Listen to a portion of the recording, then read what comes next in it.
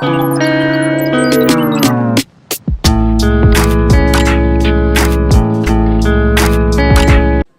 akan menjelaskan tentang pengertian kelompok. Nah, kelompok adalah sekumpulan manusia yang merupakan kesatuan dan memiliki identitas, di mana identitas tersebut dapat berupa adat istiadat dan sistem norma yang mengatur pola interaksi masyarakat manusia yang hidup di dalam masyarakat sendiri. Nah, di dalam kelompok tertentu, untuk mencapai tujuan kelompok dibutuhkan pemimpin untuk membimbing anggotanya agar bisa bekerja sama untuk mencapai tujuan kelompok. Oleh sebab itu, seorang pemimpin kelompok harus bisa menggandeng anggotanya dan bisa membaur dengan anggota lainnya. Seorang pemimpin juga dalam kelompok itu harus bisa menjalin pola komunikasi yang baik dengan anggotanya agar semua tujuan kelompok dapat tercapai dengan maksimal. Nah, macam-macam tipe kelompok sosial. 1. Kelompok sosial yang menurut proses terbentuknya. Yang pertama itu ada kelompok semu. Nah, merupakan kelompok orang-orang yang bersifat sementara. Kelompok sosial ini memiliki struktur ikatan, kesadaran jenis, atau aturan. Biasanya kelompok semu ini terjadi secara spontan atau tiba-tiba. Misalnya, mungkin sering dilihatnya itu seperti berkumpulnya orang ketika terjadi suatu peristiwa kecelakaan. Selanjutnya itu ada kerumunan panik, atau panic casual crowds, yaitu kerumunan orang yang dalam keadaan panik atau menyelamatkan diri dari bahaya. Contohnya ketika sedang terjadi sebuah gempa, itu orang yang berada di dalam rumah akan berkumpul di depan rumah. Sama seperti orang yang sedang bekerja di kantor, itu dia akan keluar untuk menyelamatkan diri. Selanjutnya ada kerumunan emosional atau acting lawless crowds, yaitu kerumunan yang menggunakan kekuatan fisik untuk melawan norma-norma pergaulan hidup yang bersangkutan. Contohnya seperti pengeroyokan. Selanjutnya ada kerumunan tak bermoral atau immoral lawless crowds, yaitu kerumunan orang yang tindakannya melawan norma pergaulan dan hidup tidak mempunyai tujuan yang jelas. Contohnya seperti kumpulan orang yang mabuk-mabukan dan pecandu narkotika serta obat-obatan terlarang. Nah, kelompok yang kedua juga ada nih, massa atau mass. Massa mempunyai kemiripan ciri dengan kerumunan, tetapi proses terbentuknya agak berbeda. Pada massa ada sebagian pembentukan yang disengaja dan ada sebagian tidak disengaja atau spontan. Nah, contohnya adalah pengumpulan orang-orang di sebuah lapangan atau jalan untuk melakukan demonstrasi. Selanjutnya ada publik.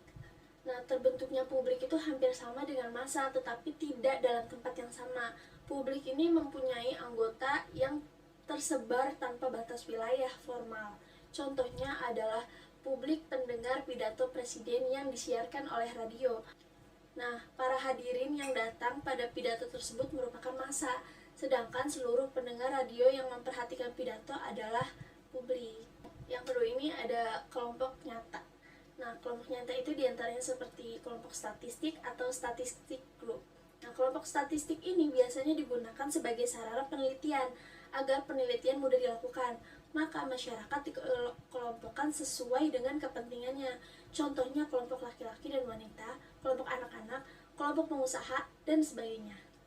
Terus yang kedua ada kelompok kemasyarakatan atau societal group. Nah, kelompok kemasyarakatan ini adalah kelompok yang di dalamnya terdapat persamaan kepentingan pribadi di antara para anggotanya. Tetapi, kepentingan tersebut bukanlah kepentingan bersama. Kelompok kemasyarakatan dapat mempunyai wilayah yang tidak terbatas, contohnya kelompok yang memiliki kesamaan warna kulit, kelompok masyarakat suku Jawa, dan sebagainya. Selanjutnya ada kelompok sosial atau social group. Nah, kelompok sosial oleh para ahli sosiologi sering disebut sebagai kelompok masyarakat khusus. Seringkali kelompok ini terjadi karena ikatan pekerjaan, usia, jenis kelamin, tempat tinggal, dan sebagainya. Contohnya adalah kelompok teman bermain, tetangga, dan sebagainya. Terus juga ada kelompok asosiasi atau associational group. Nah, kelompok asosiasi mempunyai bentuk yang tetap dan paling mudah dikenali karena adanya wadah tertentu nih. Contohnya itu partai politik, perkumpulan olahraga, dan sebagainya. Nah, selanjutnya adalah kelompok sosial menurut ikatannya. Di antaranya seperti paguyuban atau Gemeinschaft. Nah, paguyuban adalah bentuk kehidupan bersama di mana anggota-anggotanya diikat oleh hubungan batin yang murni dan bersifat alamiah. serta bersifat kekal. Dasar dari hubungan tersebut adalah rasa cinta dan kesatuan batin yang memang telah dikodratkan. Nah, contoh dari paguyuban yaitu perkumpulan keluarga Minang di Jakarta, perkumpulan darah Martowikraman, dan sebagainya. Dan yang terakhir adalah organisasi sosial. Kelompok sosial yang paling jelas keberadaannya adalah asosiasi. Nah, kelompok asosiasi ini mempunyai struktur yang jelas dan memiliki kesadaran kelompok yang kuat, tetapi ikatan kelompoknya relatif longgar. Semakin berkembang tingkat kehidupan masyarakat, maka semakin berkembang pula ragam kebutuhan. Contohnya seperti Karang Taruna, Lembaga Swadaya Masyarakat atau LSM, lembaga keagamaan seperti Rohis, dan sebagainya. Terima kasih. Wilayah formal. Contohnya adalah publik pendengar pidato presiden yang disiarkan oleh radio. Nah, para hadirin yang datang pada pidato tersebut merupakan massa, sedangkan seluruh pendengar radio yang memperhatikan pidato adalah publik. Yang kedua ini ada kelompok nyata. Nah, kelompok nyata itu diantaranya seperti kelompok statistik atau statistik group. Nah, kelompok statistik ini biasanya digunakan sebagai sarana penelitian agar penelitian mudah dilakukan. Maka masyarakat dikelompokkan sesuai dengan kepentingannya. Contohnya kelompok laki-laki dan wanita, kelompok anak-anak, kelompok pengusaha, dan sebagainya. Terus yang kedua ada kelompok kemasyarakatan atau societal group. Nah, kelompok kemasyarakatan ini adalah kelompok yang di dalamnya terdapat persamaan kepentingan pribadi di antara para anggotanya. Tetapi, kepentingan tersebut bukanlah kepentingan bersama. Kelompok kemasyarakatan dapat mempunyai wilayah yang tidak terbatas, contohnya kelompok yang memiliki kesamaan warna kulit, kelompok masyarakat suku Jawa, dan sebagainya. Selanjutnya ada kelompok sosial atau social group. Nah, kelompok sosial oleh para ahli sosiologi sering disebut sebagai kelompok masyarakat khusus. Seringkali kelompok ini terjadi karena ikatan pekerjaan, usia, jenis kelamin, tempat tinggal, dan sebagainya. Contohnya adalah kelompok teman bermain, tetangga, dan sebagainya. Terus juga ada kelompok asosiasi atau associational group. Nah, kelompok asosiasi mempunyai bentuk yang tetap dan paling mudah dikenali karena adanya wadah tertentu nih. Contohnya itu partai politik, perkumpulan olahraga, dan sebagainya. Nah, selanjutnya adalah kelompok sosial menurut ikatannya. Di antaranya seperti paguyuban atau Gemeinschaft. Nah, paguyuban adalah bentuk kehidupan bersama di mana anggota-anggotanya diikat oleh hubungan batin yang murni dan bersifat alamiah, serta bersifat kekal. Dasar dari hubungan tersebut adalah rasa cinta dan kesatuan batin yang memang telah dikodratkan. Nah, contoh dari paguyuban yaitu perkumpulan keluarga Minang di Jakarta, perkumpulan darah Martowikraman, dan sebagainya. Dan yang terakhir adalah organisasi sosial. Kelompok sosial yang paling jelas keberadaannya adalah asosiasi. Nah, kelompok asosiasi ini mempunyai struktur yang jelas dan memiliki kesadaran kelompok yang kuat, tetapi ikatan kelompoknya relatif longgar. Semakin berkembang tingkat kehidupan masyarakat, maka semakin berkembang pula ragam kebutuhan. Contohnya seperti Karang Taruna, Lembaga Swadaya Masyarakat atau LSM, lembaga keagamaan seperti Rohis, dan sebagainya. Terima kasih. Pengembangan kelompok merupakan alternatif untuk mengejar keterlambatan pembangunan selama ini. Untuk itulah lembaga-lembaga penggerak pembangunan baik swasta maupun pemerintah mendorong bahkan menginstruksikan agar kelompok-kelompok musiman yang ada mulai dikembangkan menjadi kelompok yang berkesinambungan. Peran istilah ini dimaksudkan sebagai serangkaian pola perilaku yang dikaitkan erat dengan seseorang yang menempati sebuah posisi tertentu dalam sebuah unit sosial. Pemahaman atas perilaku peran akan secara dramatis disederhanakan jika masing-masing dari kita memilih satu peran dan konsisten. Sayangnya kita diharuskan memainkan sejumlah ragam peran dalam pekerjaan maupun di luar pekerjaan kita. Norma merupakan standar-standar perilaku yang dapat diterima dalam sebuah kelompok yang dianut oleh para anggota kelompoknya. Norma yang ditetapkan kelompok biasanya meliputi sejumlah larangan. Yang pertama ada norma kelas umum, yaitu terdapat sejumlah norma kelas umum dalam kebanyakan kelompok kinerja yang dapat dikategorikan sebagai berikut. Yang A. Norma kinerja.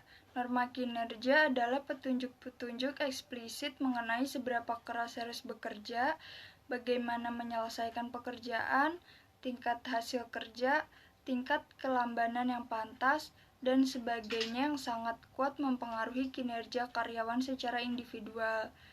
Yang B adalah norma penampilan. Norma penampilan yaitu ketentuan yang dapat meliputi pakaian yang pantas untuk dipakai, loyalitas terhadap kelompok kerja, kapan harus terlihat sibuk, kapan waktu yang pantas untuk bersantai. Yang C ada norma pengaturan sosial. Norma pengaturan sosial adalah norma yang datang dari kelompok kerja informal dan terutama mereka yang mengatur interaksi sosial dalam kelompok. Yang D ada norma alokasi sumber daya, yaitu norma-norma yang dapat berasal dari dalam kelompok atau organisasi dan mencakup hal-hal seperti bayaran, penugasan pada pekerjaan-pekerjaan yang sulit, serta alokasi peralatan dan perlengkapan yang baru. Yang kedua ada konformitas, yaitu menyesuaikan perilaku seseorang agar selaras dengan norma kelompok tersebut. Yang ketiga ada perilaku menyimpang di tempat kerja, yaitu perilaku yang disengaja yang melanggar norma-norma organisasional signifikan dan dengan melakukannya mengancam kesejahteraan organisasi atau anggota-anggotanya. Dan norma juga mempunyai beberapa karakteristik, yaitu yang pertama ada norma dibentuk hanya berkaitan pada hal yang penting bagi kelompok. Yang kedua, norma diterima dalam berbagai tingkat oleh anggota. Yang ketiga, norma diterapkan ke setiap anggota atau hanya beberapa anggota saja. Status adalah sebuah posisi atau pangkat yang didefinisikan secara sosial yang diberikan kepada kelompok atau anggota kelompok oleh orang lain meresap dalam setiap masyarakat. Meskipun telah ada banyak usaha, kita hanya mendapat sedikit kemajuan menuju sebuah masyarakat tanpa kelas. Bahkan kelompok yang paling kecil akan mengembangkan peran-peran, hak-hak, dan ritual-ritual untuk membedakan para anggotanya. Status adalah faktor penting dalam memahami perilaku manusia karena hal ini adalah sebuah motivator signifikan dan memiliki perilaku besar ketika individu-individu menerima perbedaan antara apa yang mereka percaya sebagai status DNA, apa yang dirasakan oleh orang lain. Besaran kelompok. Kelompok besar memungkinkan memiliki informasi yang lebih besar dan ragam, perspektif yang lebih luas mengenai sebuah masalah, dan terdapat lebih banyak kesempatan untuk melibatkan semua pihak yang akan terpengaruh oleh sebuah keputusan. Kohesivitas kelompok. Definisi kohesivitas kelompok. Robbins mendefinisikan kohesivitas kelompok mengacu kepada sejauh mana anggota kelompok saling tertarik satu dengan yang lainnya dan merasa menjadi bagian dari anggota kelompok tersebut. Kelompok yang memiliki kohesivitas tinggi akan memiliki anggota kelompok yang saling tertarik satu sama lain. Kelompok yang tingkat kohesivitasnya rendah, anggota kelompok tidak saling tertarik satu sama lain. Manchin and Glenow mengatakan kohesivitas dalam kelompok merupakan perasaan daya tarik individu terhadap kelompok dan motivasi mereka untuk tetap bersama kelompok, di mana hal tersebut menjadi faktor penting di dalam keberhasilan kelompok. Hubungan kohesivitas karyawan dengan kelompok. Kohesivitas biasanya dianggap sebagai suatu kekuatan dalam sebuah kelompok. Kohesivitas penting bagi suatu kelompok karena ia menyatukan beragam anggota menjadi satu. Komposisi kelompok dapat menjadi sangat penting karena komposisi dapat mempengaruhi sejumlah karakteristik lainnya dan hasil yang dapat dicapai oleh kelompok. Kelompok homogen cenderung menjadi kelompok yang lebih kohesif dibandingkan kelompok-kelompok yang heterogen. Faktor-faktor yang kohesif yang mempengaruhi kohesivitas kelompok menurut Robbins adalah A. Lamanya waktu berada bersama dalam kelompok. Yang B. penerimaan di masa awal, C. ukuran kelompok, D. ancaman eksternal, E. produktivitas kelompok. Dimensi kohesivitas kelompok. Forsti dalam pilihan dini menjelaskan beberapa aspek dari kohesivitas kelompok, yaitu kekuatan sosial, kesatuan dalam kelompok, daya tarik, dan juga kerjasama kelompok. Ciri-ciri kelompok yang kohesif. Kelompok yang kohesif menurut Fatur Rahman dalam Iriawan 2014 bila memiliki beberapa hal sebagai berikut. A. Setiap anggotanya berkomitmen tinggi dengan kelompoknya. B. Interaksi dalam kelompok didominasikan kerjasama, bukan persaingan. C. Kelompok mempunyai tujuan yang berkaitan satu dengan yang lainnya dan sesuai dengan perkembangan waktu tujuan yang dirumuskan meningkat. D. Terjadi pertukaran antar anggota kelompok yang sifatnya meningkat. E. Ada ketertarikan antara anggota sehingga relasi yang terbentuk menguatkan jaringan relasi di dalam kelompok. Pengambilan keputusan kelompok. Kelompok dapat menghasilkan informasi dan pengetahuan yang lebih lengkap dengan menjumlahkan sumber-sumber daya dari beberapa individu. Kelompok membawa lebih banyak masukan ke dalam proses pengambilan keputusan. Selain masukan yang lebih banyak, kelompok dapat membawa heterogenitas ke dalam proses pengambilan keputusan. Selain dari kelebihan-kelebihan yang telah diketahui, keputusan kelompok memiliki kekurangan-kekurangan.